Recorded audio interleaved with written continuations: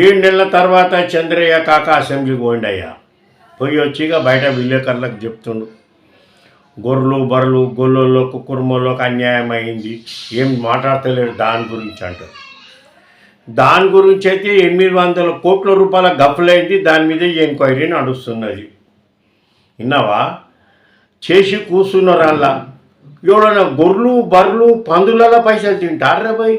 అవ్వ సిగ్గుపోతుంది ఎవరికైనా చెప్పుకుంటే. ఇంకా దాని గురించి అడుగుతున్నాం, దాని మీద ఎంక్వైరీ కానీ కాక 800 కోట్లు ఎక్కడ పోయినాయి తేలినాక ఇస్తాం.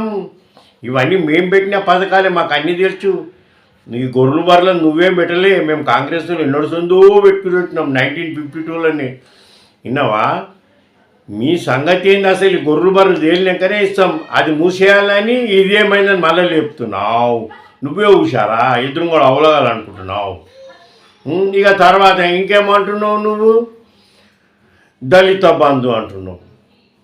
సోదరులారా, 1951-52 సంవత్సరంలోనే మనము అప్పుడు ఆంధ్రప్రదేశ్ గవర్నమెంట్ ఫామ్ అయినప్పుడు ఎస్సీ ఎస్టీ బీసీ కార్పొరేషన్లు పెట్టినాం.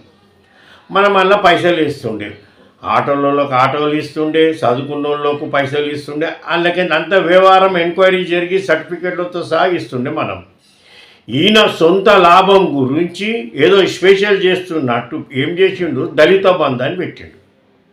ఈ దళిత బంధు అని పెట్టి ఏం చేసిండు, ఎస్సీ ఎస్టీ బీసీ కార్పొరేషన్ల పైసలే బంద్ చేసిండు.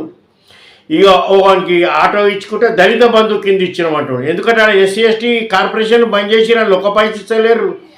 ఇక వానికన్నా కారు ఇచ్చుకుంటే దళిత బంధు కింద ఇచ్చినాం. మళ్ళీ ఎస్సీ ఎస్టీ కార్పొరేషన్ల పైసలు ఎందుకు వేయలేరు అబ్బాయి? వాళ్ళు వేయాలి కదా. మళ్ళీ అది పక్కకు పెట్టిర్రు, ఇది షురు చేసిర్రు.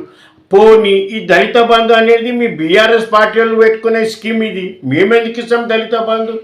మేము అదే ఎస్సీ ఎస్టీ బీసీ కార్పొరేషన్ల పైసలు ఇస్తాం, అందులో మేము ఇస్తాం.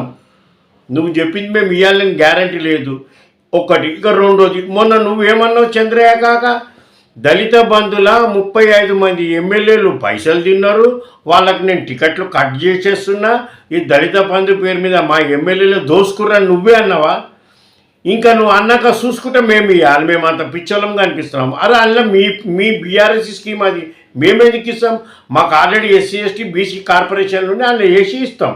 విన్నావా?